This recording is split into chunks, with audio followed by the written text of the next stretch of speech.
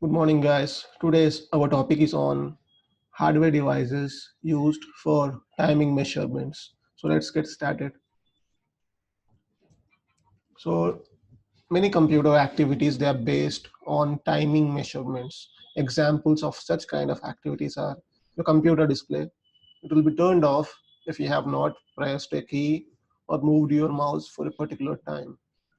So Linux timing subsystem, it mainly handles two types of timing activities. First one is keeping the current time and date. So this is used by time system calls like time, get time of day, and clock underscore get time uses it. We have seen this in our last session. Then for maintaining the timestamps for files and network packets. So these are current time and date is needed for timestamps and for other purposes. And we also need to calculate the elapsed time, which we have done in our previous session using clock underscore get time. And the second type of timing activity is maintaining timers. So mechanisms to notify kernel and user space. In user space, we already have seen alarm system call that a certain interval of time has been elapsed. So it's alarm system call, census alarm we have seen in system programming. We also have kernel timers we'll be looking into in next sessions. So these are the two types of timing activities. One is to keep the current time and date. Another one is maintaining timers. Also, it also includes the uptime and all. So hardware devices, Linux depends on hardware devices to maintain time. So, and these devices, they can be basically classified into two types. First one is, we can call it as clock or we can call it as counter. So this kind of devices, they provide precise time measurement. And these are used for keeping track of current time of day. Then we have one more kind of device, which is timers. So timers, it issues interrupts at fixed predefined frequency. And these are used for implementing software timers like alarm and kernel timers. So Linux mainly depends on two kinds of hardware devices, counter or clock, which is used for maintaining the current time of day and date.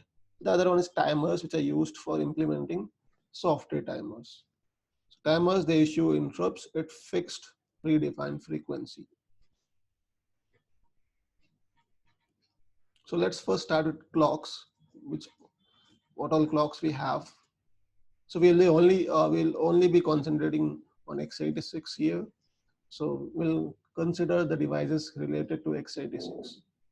RTC is the first clock. RTC stands for real-time clock. All the PCs, they have a clock which is RTC, and this is independent of CPU and other chips because it is backed by a small battery. So this battery allows it to run even when the system is turned off. And we have also seen that RTC is mapped to these particular ports. On boot, what happens is kernel, it reads the RTC and then it uses it to initialize the wall time. So kernel does not typically read the value again. So kernel maintains a software time, software clock, and on boot, kernel initializes the software clock by reading the value of RTC and storing it in the software clock. Each time you call date, it is giving the value from software clock, not from the RTC. So kernel does not typically read the value again. So if you want to read the value of RTC, it provides you a character device interface, dev-RTC. And if you, at the time reading and setting the RTC is done via calls to IOCTL, not read system call. So if you want to read RTC or if you want to set the RTC, you can use IOCTL system call. Command line interface is there to access the RTC. If you want to know what is stored in the RTC hardware clock, you can execute this particular command, hardware clock, as super user. So we have software clock. When you run date, it is actually a software clock. But if you want to access the hardware clock, you can use hwclock command. So this is present in the hardware clock. This is the time which is present in the hardware clock. So you can see it's the same. Both are synchronized, not synchronous, synchronized. So you can also set the hardware clock by using hardware clock --set command, and the new value you can use it. To suppose if you want to modify the RTC time, you can also use hardware clock set. It also provides you a --debug parameter which you can pass to command line. It's an argument you can pass to hardware clock to see what it is doing. Let's pass --debug. You can see it is opening dev RTC0, which is a character device node, and then it is actually reading from the reading the value, performing IOCTL, and then it's actually printing the value here. So it also has a purge time here. You can see it is having a purge time.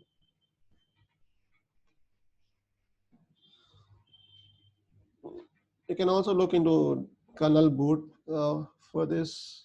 Do we have anything related to RTC? So you can see here, initially this is the initial log. You can see at the very early boot, it is setting the system clock. So we have a system clock and then we have a real-time clock. So it reads the value from RTC and then it sets the system clock to the value which it is reading from RTC. So this is what we are saying. Initially on boot, the Linux kernel reads the value of RTC and it initializes the system clock. And next, each time you now call date, it gives the value of the system clock. Also, status information of RTC, it is exposed through proc driver RTC. So there is a file proc driver RTC. You can use that file and it gives the information related to RTC. So you have here RTC time, RTC date, alarm time, alarm date, and different other information which we'll be looking here now. So you can see it's also saying battery status.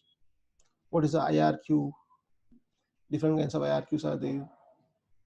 So let's see now. Let's go in deep now. So we have seen the basics of RTC.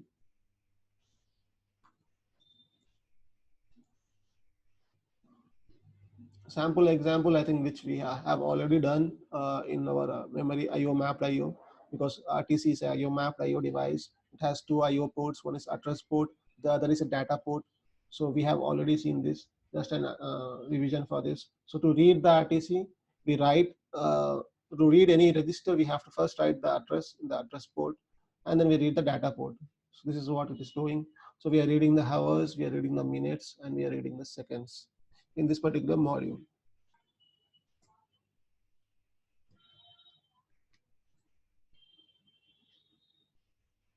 So it has shown you that time is 9:31. So this is the value which is stored in RTC, 9:31.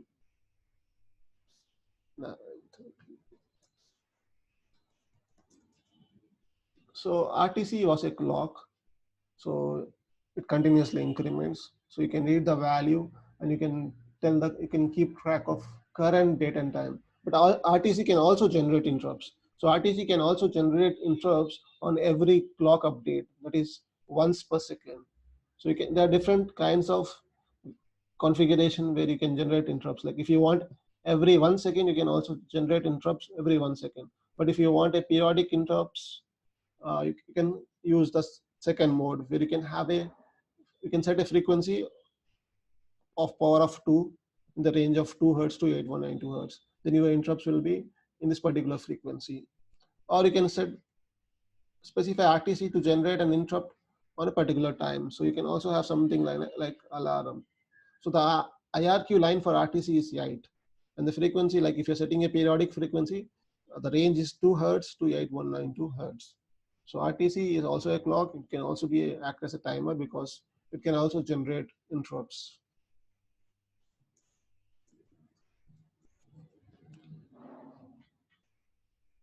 So to enable interrupts, RTC exposes dev RTC. So dev RTC is what is being exposed, and it is actually a symbolic link to RTC0. So user space can access the dev RTC. It should be a super user again because they are only root and root. But it has given permissions for others. So So you can read more information. IOCTL commands are provided for user space. Suppose if I want to read the time, the IOCTL is RTC underscore read time. If I want to set the time, so the interface is IOCTL. It is not read and write system calls. So if you want to modify anything, if you want to read anything, the interface for RTC is IOCTL. To read the time, the IOCTL is RTC underscore read time. To set the time, the IOCTL request is RTC underscore set time. So now if I want interrupts every second, the IOCTL request is RTC UIE enable, UIE on, or RTC UIE off. So interrupt enable and interrupt enable on and off. So let's see an example here. So in this example, I open the dev RTC node in read-only mode, and then I enable the interrupt, which is interrupt every second. So then I have to call read here because read will block until the next interrupt here. So RTC read on the RTC file descriptor will block until there is a one more interrupt. So I'm calling this in a for loop for like count number of times. Count is 60. So this RTC read on the RTC file descriptor will block until there is an interrupt. So we are doing a interrupt reading using read system call. Then after 60 interrupts, I'm just turning off the interrupts by calling IOCTL with command as RTC UIE off.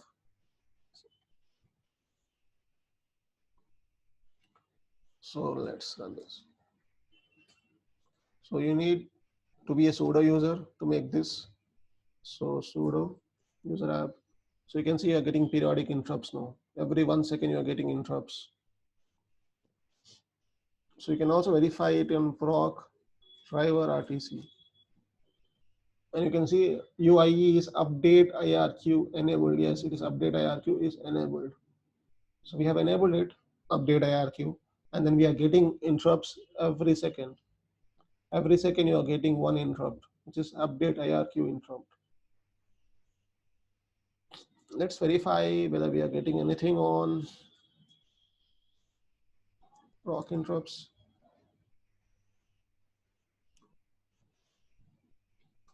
So you can see these are being incremented.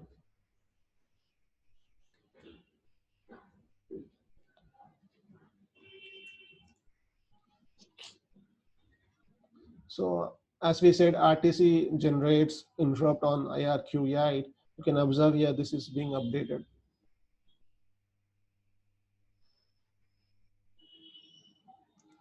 So after 60 interrupts, it did stop because we have disabled the update IRQ interrupt.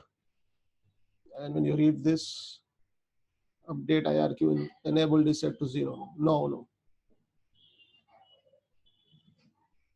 So we have seen one kind of interrupt, which is like interrupts every 1 second.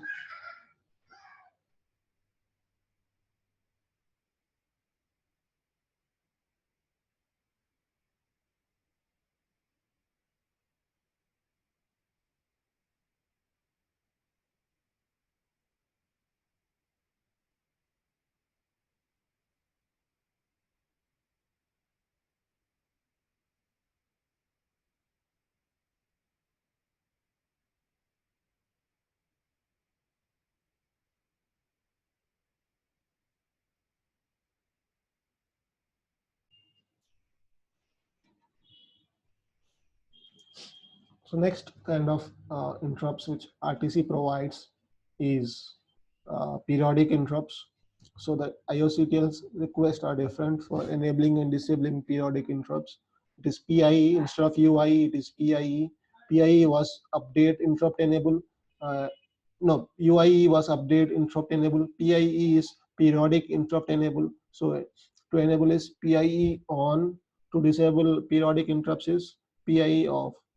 And then as these are periodic interrupts, you need to set the frequency. There are different IOCTLs to read the frequency and to set the frequency. And we have seen that frequency range is 2 interrupts per second to 8192 interrupts per second. So 2 hertz to 8192 hertz. So first, in this example, which we are using, we are setting in periodic frequency interrupts. I open the device node like I did in the previous example. I ask user like how many interrupts you want every second, and this should be a power of 2. And we have to validate here. I'm not validating here, but the user has given a power of 2 or not. I read the old frequency by using this IOCTL. The value is stored in this particular old frequency. And then I set the new frequency, whatever the frequency which user has given. I use it and store it here. Then I enable the periodic interrupts. And then I start reading like same, this is again count is the same thing, 60, 600 is here. Count is 600 here. So I read for like, and then for loop for 600 times. I call read, which will return once the interrupt is there. After that, I disable the periodic interrupt in. So this is periodic interrupt in off, periodic interrupt on. So simple, we first set the frequency, which will tell us how many interrupts we want every second. And we enable the periodic interrupt, and then we read the interrupts, we block until the interrupts are there, and we disable the periodic interrupts.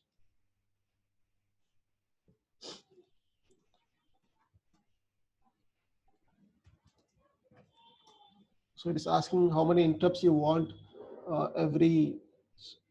like how many interrupts you want every second. Suppose I say 1, it will give me 1 interrupt every second, and you can see the epoch time here is incrementing only for every 1 second you are getting 1 interrupt. And we can also verify RTC here, proc driver RTC file, and you can see here periodic IRQ enabled, yes.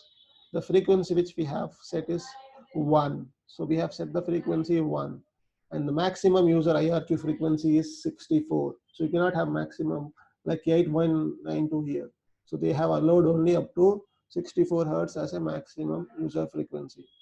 So the range is 2 hertz to 8192 hertz, which is like 2 interrupts uh, every second to like 8192, but you can have maximum of like 64.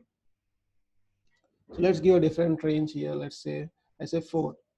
Now you can see every second you are getting 4 interrupts, and you can also verify this here.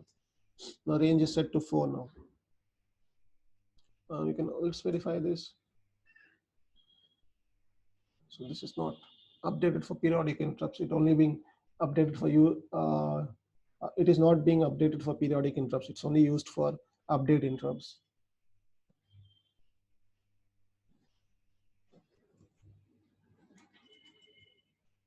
So each read operation, it will block the call for the time period inverse of the current frequency. So if I say 1, it will block 1 by 1. If I say 1, 4, it will block for 0.25 seconds.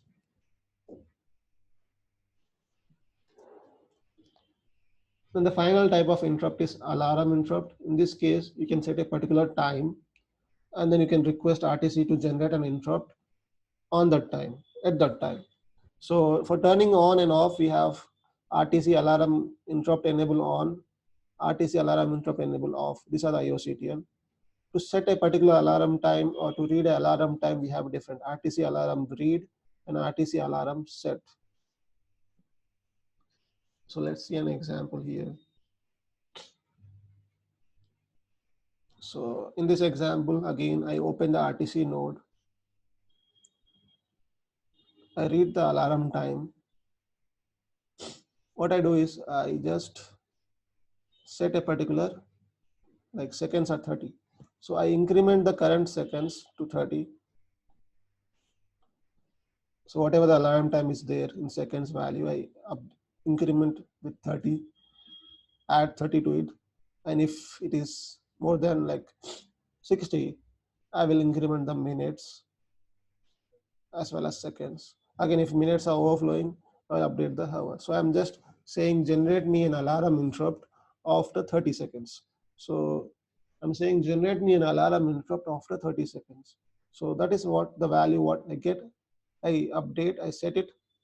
So I am setting the alarm now. So I have read the alarm time, current alarm time, whatever I have. So here we have alarm time. So I set the alarm time plus 30, and then I enable the alarm interrupt. And then I call read, which will block until there is an alarm. Then I disable the alarm interrupt.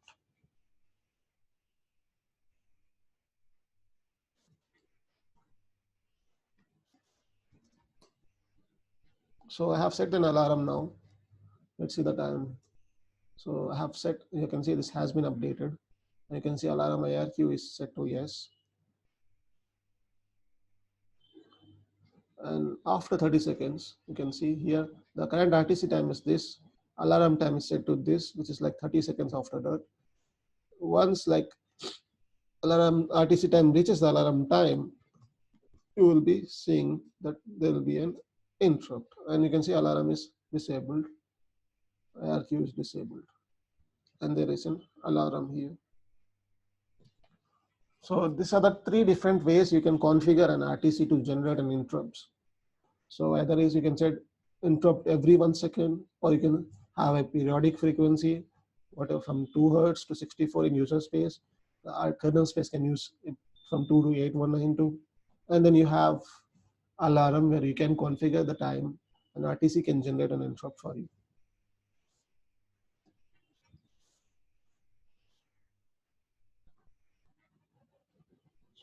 So why real-time clock or RTC? It is not used after computer is powered on. So we only use it when the computer is booting.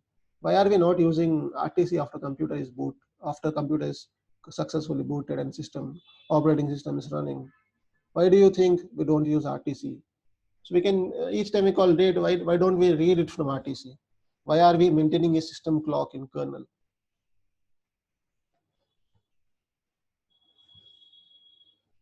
So answer for this is RTC is not used often because its registers are very slow to access. So as the registers accessing the values, accessing the registers are very slow, it is not used because we have to read second register once. We have to read the minute register, hour register. Again for date, we have to use month and all, year, month, date. So we have to access all of them one by one. And these are memory IO mapped. Accessing them is very slow. So this is the reason they are not used often. And we have a system clock running in the Linux kernel. So we have seen RTC, which is both clock and a timer. Let's look into some other interface, other hardware device, which is a clock again, timestamp counter. TSC is a timestamp counter. So timestamp counter is a hardware feature which is found on number of processors. So it is a special register which is simply incremented for every clock cycle. So whatever clock cycle you have, like if I have 1 gigahertz, I will have 1 into 10 power 9 clock cycles. This means this particular register will increment that many number of times for a second. So every 1 clock cycle, this register is incremented. So if you have a clock of 2 gigahertz, the timestamp counter will increment twice per nanosecond. Since the clock is the fundamental unit of time, timestamp counter provides the highest resolution timing information for that processor. It can be used for a number of applications, measuring the exact time cost of specific instructions or operations. So you can again verify whether timestamp is present or not. Check in your kernel log. So this is a timestamp. You can see it also displays the frequency here, detected this much frequency. So timestamp provides the highest resolution for the timing. So let's look into some of the examples of timestamp. So timestamp counter, it is a register, 64-bit register, which is present in all Intel processors after the Pentium processor. It stores the number of cycles executed by the CPU after the reset. So timestamp counter, you can read it from your software using the instruction read TSC, which is timestamp counter. So you can use this particular instruction rdtsc to read the timestamp counter. So we can use inline assembly here. So very simple here. rdtsc is that assembler template, and then you have output operands. You are storing the value of rax register, and here rdx register in here, and then you combine it and you store it 60. You get a 64-bit value. So you're having a sleep of 1 second here in between, and then you are again reading the value of timestamp counter, and then you're printing the difference. So what do you think will be the value here? What will be the output here?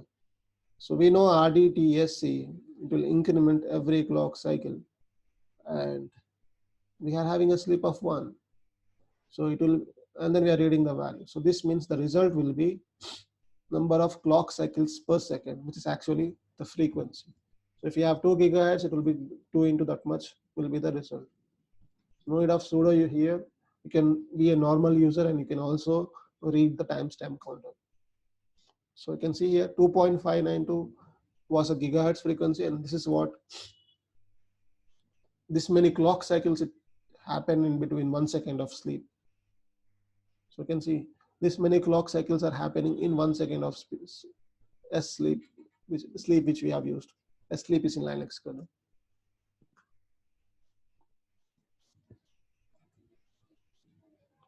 I can also read it from a kernel space. So I can also read it from kernel space here. This is the same thing which we have done it from user space. So I can have like read twice. So I call start. I can keep it in between this. So same logic which we have used in Linux user space. Now we are doing it from kernel space.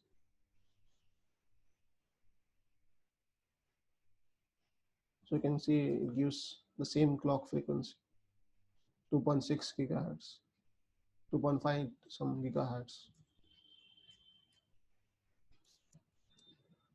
Starting with in Pentium Pro, what Intel does is they have practiced out of order execution, in which instructions are not necessarily performed in the order they appear in the program. So they do not execute in the same order which they appear in the program. So this can cause the processor to execute read timestamp counter instruction later. But when the program is expecting it to happen at the same time, which will produce a misleading cycle count. So for this situation, they have provided one more instruction, which is RDTSCP. This will ensure that this machine instruction is issued in order without any additional work. So RDTSCP will make sure that it will execute in order, whereas we cannot guarantee the same thing in RDTSC. So we can also write the same thing. So instead of RDTSC, we'll be having RDTSCP. This will make sure that it will execute in order.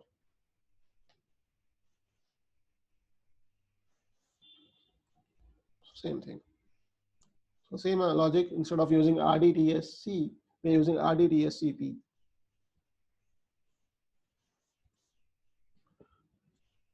There are some issues using timestamp counter with multiprocessor system.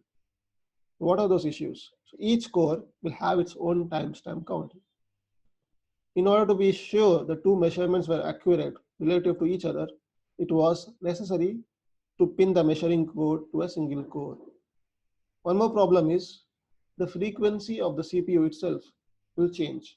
If the frequency changes, the timestamp counter, updation of timestamp counter will also change. This can happen due to power management or some other issues. Like if you're changing the frequency of CPU, the amount of time it takes for updating one clock cycle also changes. So both of these problems, they are solved in more recent CPUs. So they have something known as constant TSC. This will make sure the TSC timestamp counter, all the timestamp counters are synchronized across the all cores. In the first case, the problem was one core can be running at one frequency, the second core can be running at other frequency. So what happens during context switch? So that's the reason they have come up with a constant TSC, which will make sure all TSCs are synchronized across all cores. Then we have invariant TSC, which keeps running TSC at a fixed rate regardless of changes in CPU frequency. So if you change the CPU frequency, it will not affect the TSC counter. It will run at a fixed rate. So these all problems have been solved in the recent CPUs. Can I check? How can I check whether my CPU support this? You can check the value by running this particular command. So in CPU info, you have all this command information. So you can see here, there's a timestamp counter. It also says I have RDTSCP, which means ordered read timestamp counter. Then it says constant underscore TSC, which means my CPU supports constant TSC, which is TSC is synchronized across all cores. And then I have something known as non-stop underscore TSC, which means TSC is not affected by power management code.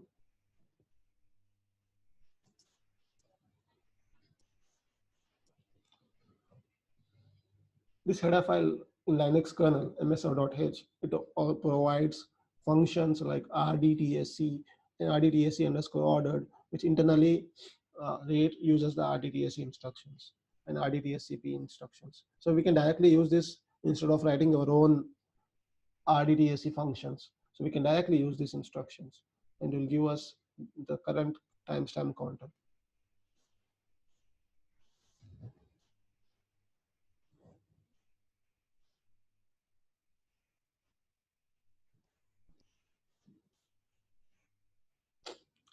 So this is a timestamp counter is about Intel. Some of the other platforms, they also offer similar functionality. So kernel header, they offer an architecture independent function that you can use instead of RDTSC. This is called as get underscore cycles. The header file for this is linux timex.h. And Intel or x86, this is how it is implemented, get underscore cycles. So they internally call RDTSC. So get underscore cycles internally call RDTSC. For some other platforms, if they are having the same hardware like timestamp counter, they will implement get underscore cycles. So now you can also use same thing like get cycles instead of directly using RDTSC, and this can become a portable driver which is not dependent on x86.